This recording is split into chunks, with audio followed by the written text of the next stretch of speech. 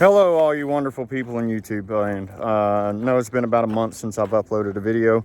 I've been very busy trying to get my house prepared to put it on the market for sale.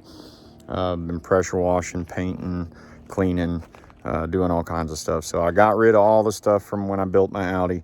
The whole yard's cleaned up, the whole porch is cleaned off, everything. So making really good progress on that. But today, I'm going to show you fine folks and my son how to replace a clutch on a 2012 Hyundai Veloster, 1.6 liter, 6-speed manual, non-turbo, because 2012 wasn't offered with the turbo. And I'm not going to pull the engine. What I'm going to do is I'm going to pull both CV axles, remove the motor mount. I'm going to remove 3 of the 4 motor mounts. I'm going to drop the engine down at an angle and pull the transmission out from underneath the car, replace the clutch, basically bench press the transmission back up onto the engine because it's not very heavy. At least I don't think it is. And then bolt it back up, jack the engine back up where it belongs, and carry on. But hopefully this will help somebody that's trying to replace a clutch in a Hyundai Veloster. So I'm going to go over all the tools necessary, what bolts have to come out, what stuff has to be disconnected, and we'll go from there. All right, guys. So first thing we're going to do is I went ahead and popped the engine cover off. Just so that I have easier access to a few things. So what I'm going to do is we're going to go ahead and take the air box out, we're going to take the battery out, and we're going to take the battery tray out underneath the battery. So that way we've got access to the entire outside of the transmission, we've got access to the transmission mount, the rear mount, and the front mount. I'm going to try and do this without draining the antifreeze, but I may not have a choice. I may have to drain the antifreeze. We'll see how that goes. But right now, what I'm going to do is I'm going to disconnect the air intake hose, take the air box out, take the battery out, and take the battery tray out. All right, so we got the air tube off, 10 millimeter for both of the clamps. And then you've got, I took the hose off here. You can take it off at the hose, up here, at the intake tube, but I took it off with a valve cover. That way I could get the hose completely out of the way. Next thing we're going to do is take the air box off. You're going to have a 10 millimeter bolt right here. You got another 10 millimeter bolt right there. And then I believe that's it. There might be another one underneath. It's been a while since I've had this air box out of here, but I think that's it. I think you've got that bolt right there and that one right there, and they're both 10 millimeter. Okay, there is a third bolt. It's right here behind the radiator. I had a feeling I was missing one, but there's the third bolt right there. It's also a 10 millimeter. So directly behind the headlight, right in the front right-hand corner of the air box. Okay, so this got me the last time I took this air box out, and I almost freaking had it get me again. You don't necessarily have to take this out in order to get the air box out, but it makes it 10 times easier. So what I do is push in on that center of that pin, and you'll see that piece pop down. Push it all the way through, and you may have to get a smaller tip. I got too big of a tip. Push it all the way through, and then that clip will pop up, and you can catch the pin from down inside of here. You'll be able to save it, and then pull this whole assembly out. So in case anybody's not aware, to disconnect the battery, all you do is loosen that nut right there, and then loosen that nut right there. You don't have to take it all the way off. All you gotta do is loosen it, and then it'll come off. And then there's a it's either a 12 or a 13. My son's looking for the sockets right now. I think it's a 12, but I could be wrong. All right, so before you can remove the battery tray, you have to disconnect, or you have to unbolt that wiring connection from the battery tray. It's a 10 millimeter. And then I also took the ECU out with the bracket. So there's a 10 millimeter bolt here, 10 millimeter bolt here, 10 millimeter nut here. You pull up on these connectors, and this piece will slide out of the back, and you can pop it up. This one has a safety tab on it. You got to push in on that while you pull up on this piece, and then it'll come off, and then you can pull the whole ECU out. It also has a wire clip on there, so if you just squeeze those 2 tabs with needle nose pliers, it'll pop out of the bracket, and you can remove the entire ECU with bracket. So now we're going to take the battery tray out. It's 12 millimeter bolts, 1, 2, 3, and 4, and then the whole battery tray will come out. All right, battery tray's out. So now what we need to do is we're going to need to move these wires out of the way. So we're going to need to move that clip and that clip, move these wires out of the way. What we're trying to do is we're gonna disconnect the shifter linkage. So you just pull this cotter pin out. The way these cotter pins work is you gotta pull this side out while you pull, and because that's like a safety lock on it. And then you've got the same style down on the side here for the other shifter. And we're gonna need to disconnect both of those, and then they lock into these brackets back here. What I'm gonna do is I'm just gonna unbolt the bracket. I'm not gonna worry about trying to disconnect it from the bracket. I'm just gonna pull the freaking bolts out and pull the whole bracket off. I will disconnect this wiring from the bracket, and then we'll have to separate the clutch cable line. What I'm gonna do, or clutch slave cylinder line, what I'm gonna do is I'm gonna leave the entire slave cylinder hooked up. I'm just gonna unbolt it from the transmission, and I'm gonna unbolt the bracket for the line from the transmission, and then I'll set it off to the side while I drop the transmission down. But we're also gonna remove this transmission mount. And there's an access panel right here that you pop out from the wheel well that allows you access to that center bolt. You don't need to take the physical mount out. All you need to do is take the bolt out, and it'll give you enough room to allow it to slide down. Now, before you put your car in the air, you want to break loose the CV axles on both sides. It's a 32 millimeter, and I used the cheater bar on this 1/2-inch drive ratchet. They're on there pretty good. I believe it's over 200 foot-pounds. I have to look in my book and see what the torque spec is on it, but I believe it's over 200 foot-pounds. It might be like 185 or something like that, but go ahead and take those nuts and loosen them up all the way. I would leave them on there, but run them off as far as you can with it on the ground. At least that's what I do. If I had a lift and proper air tools and shit, I'd just zip this thing off with an impact wrench, but don't call this Shade 2 street cars for nothing. So, like I say, pull your center cap out, break your CB axle nut loose, take your wheel, or break your wheels loose, jack car up, take your wheel off, and we'll pick up after we've got the wheel off and the CV axle nuts off. Okay guys, so at this point, we've got the battery tray out, ECU out, air box out, shifter linkage is disconnected from the bracket and the bracket's removed. And then we got underneath it and disconnected this front splash pan. It's got 4 bolts holding it in, 2 up inside the fender well on this side, and then 2 right here in the front. And this cover actually overlaps the right-hand cover, and it's got this little locking tab on here. Just pick up on it and it'll slide off to the side. Once you've got that out of the way, let me climb underneath this freaking car.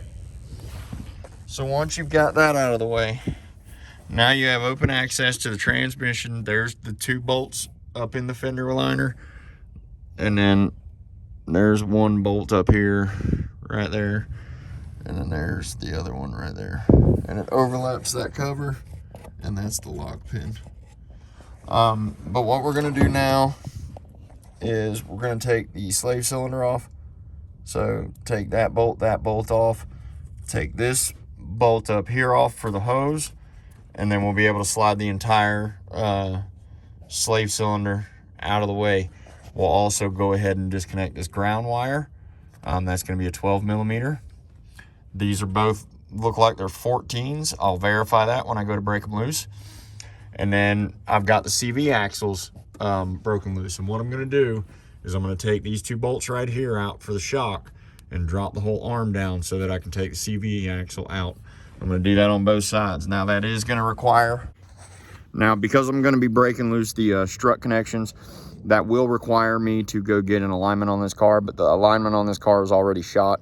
I had to align it with a tape measure when I was down in Florida because apparently my daughter hit a curb and bent the shit out of some of the suspension on here. So I replaced the bent suspension, but I still haven't gotten an alignment done on it because the clutch is just about gone in this thing. So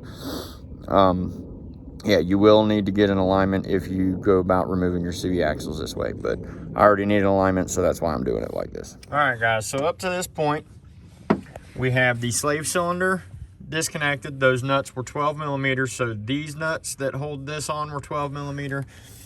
The bolt that held the bracket on is a 12 millimeter, and the bolt that held the ground wire to the transmission is 12 millimeter. So we've got the slave cylinder up out of the way. We've got everything disconnected from the transmission. We're going to start pulling the CV axles out. So that's going to be the next thing that we do, is disconnect the 2 bolts on the top of the strut, or on the bottom of the strut. So we're going to remove these 2 bolts right here, and that will allow the entire knuckle to fold out, and we'll be able to pull the CV axles out. Now, I've already popped them loose from the transmission. They're still in the transmission, but I popped them loose. So I'm going to show you, James, where'd you put the pry bar? Pry bar? You're the one who moved it.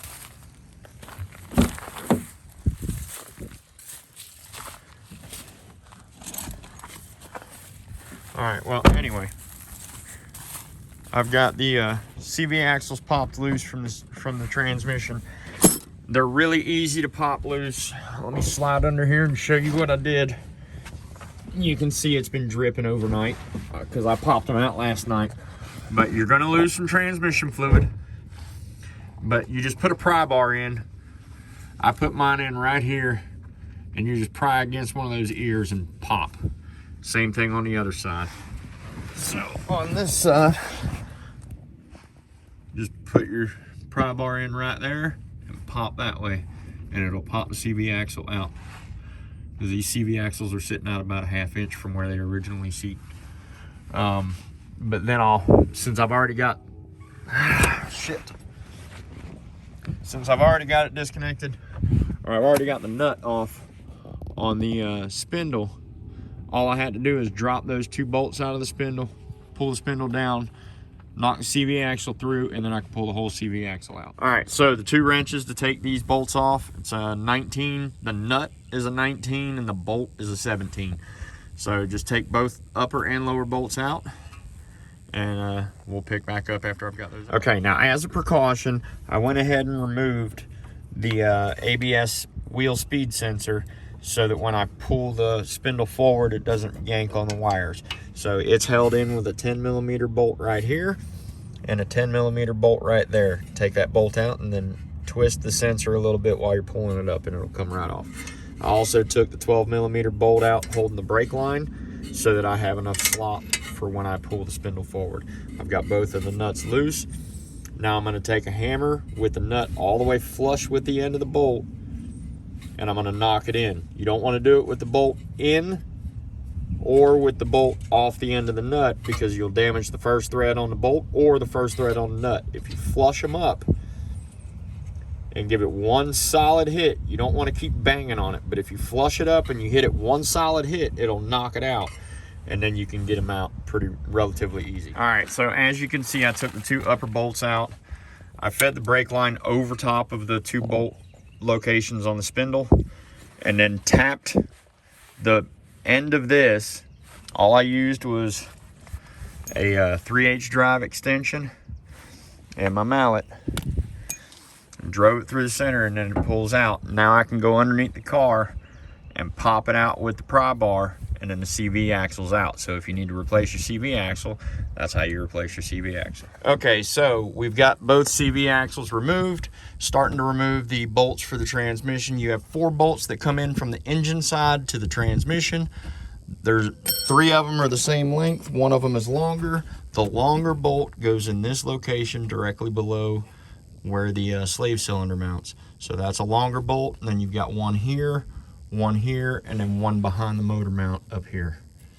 All right, so for the bolts coming from the transmission side to the engine, you have your lower starter mounting bolt, upper starter mounting bolt, you have the top transmission bolt, and then you have another top transmission bolt right here. Kind of hard to see, but it's right there.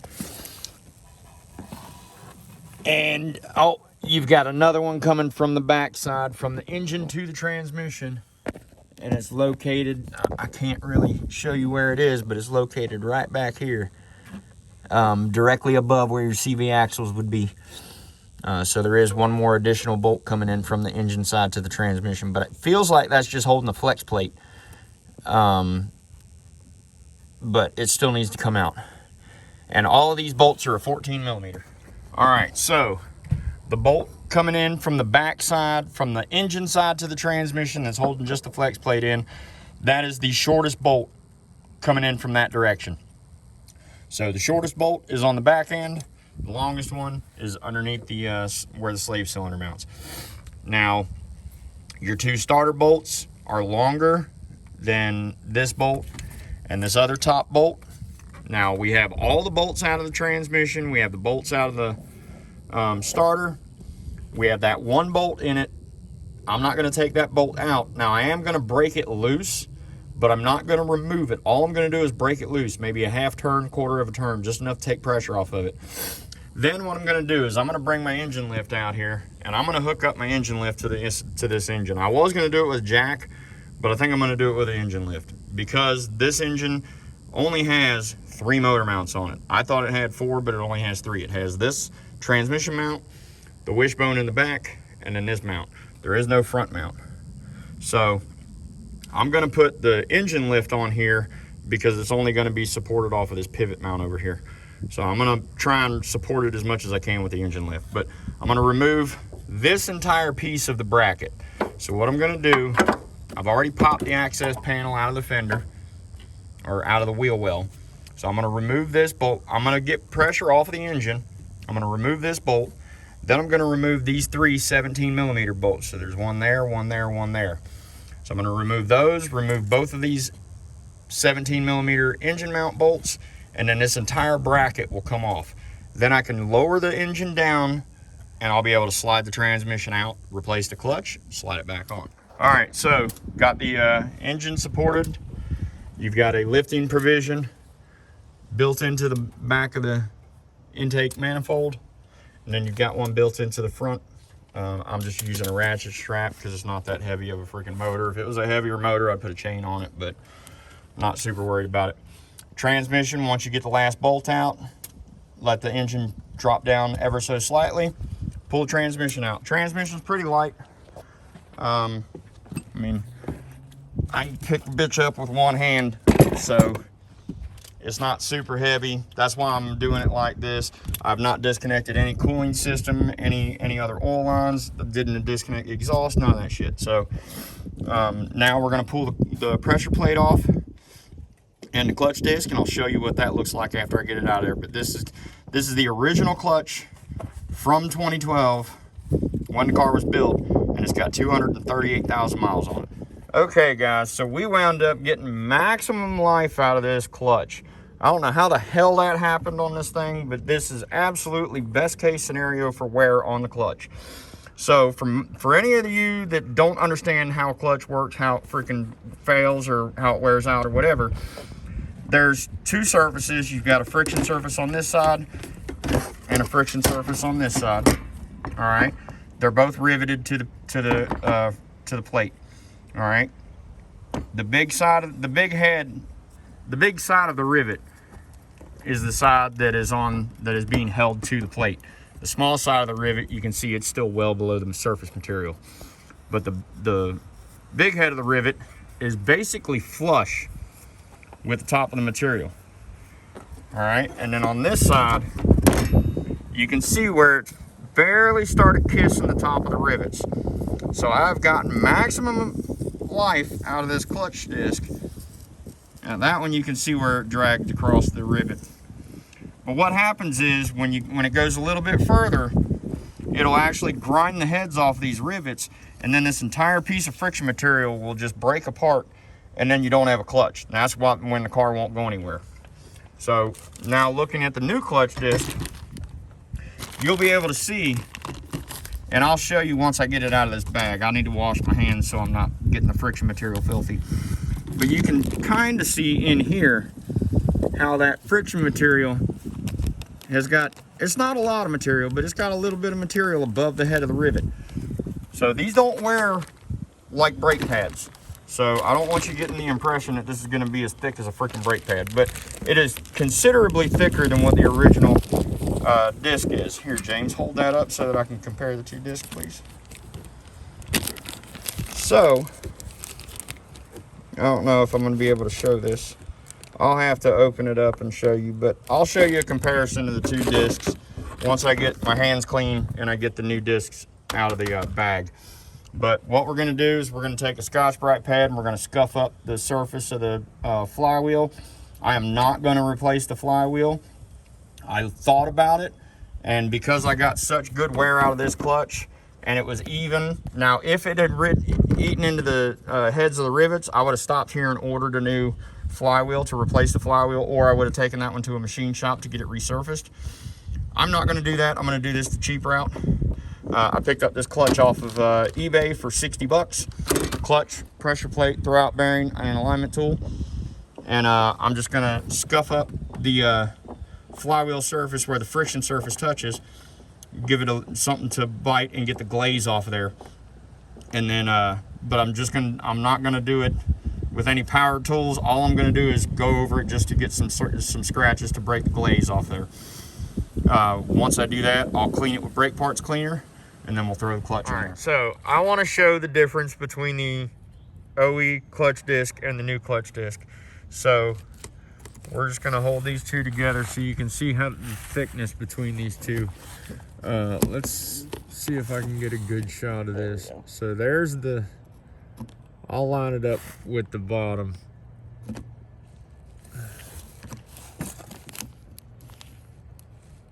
There we go. So that's pretty thin compared. And you can also see now how deep those are. So it's got a whole lot more meat on the new clutch versus this one, where you can see that is flat with the head of the rivet. So now, if you were trying to replace your rear main seal at the same time, you would have to remove these flywheel bolts and replace the rear main seal. A lot of you are probably wondering why I'm not replacing the rear main seal, because it's not leaking and I don't plan on keeping this engine.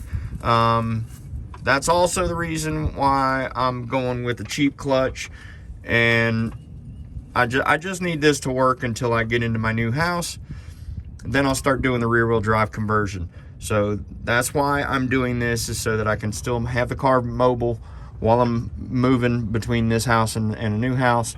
And then I'll start doing a rear wheel drive conversion. But I figured I'd get a few videos out of this while I still have it as a front wheel drive 1.6 liter. So that's why I'm not doing the rear main seal, because this engine's going to be out of here within the next 20,000 miles. So not really worried about it. But rear main seal's directly behind here. Take those bolts out, pull the flywheel off, rear main seal's right there. All right, new throwout bearing is installed. New pressure plate clutch disc installed. Getting ready to throw the transmission back on. And we'll pick up after we get some more back together. All right, guys, everything from that point forward is just reversive removal. We've actually got the entire car back together. Getting ready to put it on the ground and tighten the wheels and the CV axles. Got those, if I can get my camera to aim. Got it all back. So like I say, we're going to put it on the ground, tighten everything up, and we're going to go take it for a test drive. Now, in the event that you had to break your slave cylinder loose, the bleed valve or one of the hoses, which I did not have to, but you may have to. If you do, there's actually a bleeder on the back of the slave cylinder. So all you would do is make sure your brake reservoir is filled with brake fluid, because that's where it gets the fluid for your clutch. And then you would open your clutch bleeder valve, push the pedal to the floor, close the bleeder valve, pull the pedal up, check your fluid again. Do that until you get residual pressure on the pedal. Once you get pressure on the pedal, then you need to pump the pedal 5 to 10 times, hold it to the floor, and crack the bleeder loose, and you'll see air blow out. And then you'll have to tighten the bleeder back up, pull the pedal up, check your fluid, do it again. Do that until you get pressure on the pedal. I did not have to break my slave cylinder loose, so there's no reason for me to bleed the clutch. Everything should be working correctly. So as soon as we get it on the ground and we get the wheels tightened up, I'm gonna go take it for a test drive. All right, guys, so the only thing that wasn't covered in this video as far as, oh wow, I'm freaking filthy. All right, anyway, whatever. The only thing that wasn't covered in this video regarding the clutch swap or the clutch replacement is refilling the transmission with gear oil. I did try and video it, but the video didn't look really good. So, but anyway, there's an upper bolt you take out, fill it back up through the upper bolt, and when it's full is when it's coming out, when it's dripping out of the top of that bolt. It should be level with the bottom of that bolt hole. It's basically the same as every other transmission and every other manual transmission that I filled. There's an upper bolt to fill it through and a lower bolt to drain it from, and then you just fill it until it drips out of the top hole. So hopefully this helped anybody with trying to fix a Veloster clutch. Now the reason that I went ahead and did this, which I already stated in the video, is I need to try and keep this car mobile until I get into my new house.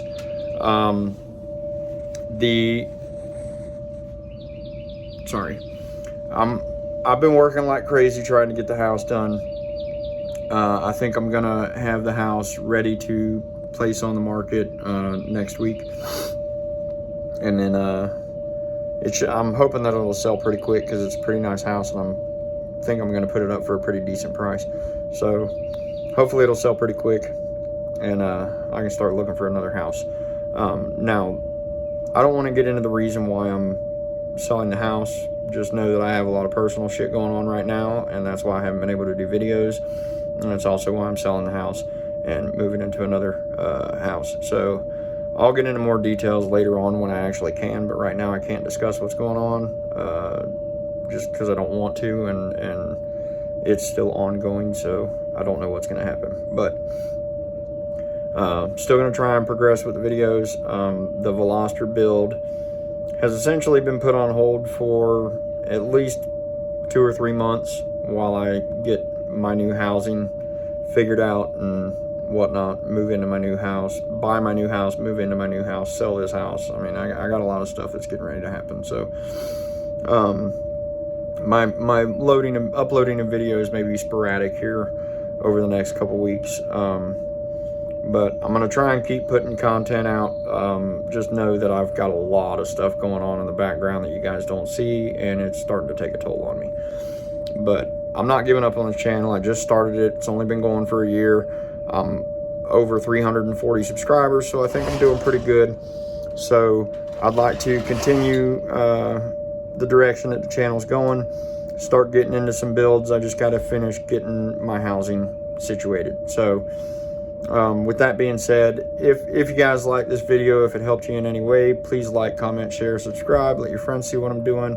Hopefully I can continue to have this channel grow, and I can start generating some money off of it to build into the channel and do more builds and whatnot. I think it would help out with generating content on the channel, because right now all this is coming out of my own pocket, which I don't mind. I'm doing it to help people in the community. So I mean, my ultimate goal was not to make money off of it, but if it helps me to provide quality content for you guys, then I'm all for it, because I still want to be able to continue giving out good advice for people that are trying to work on their own vehicles. So hope y'all enjoyed this video. Like always, have a great day, and enjoy the rest of your weekend.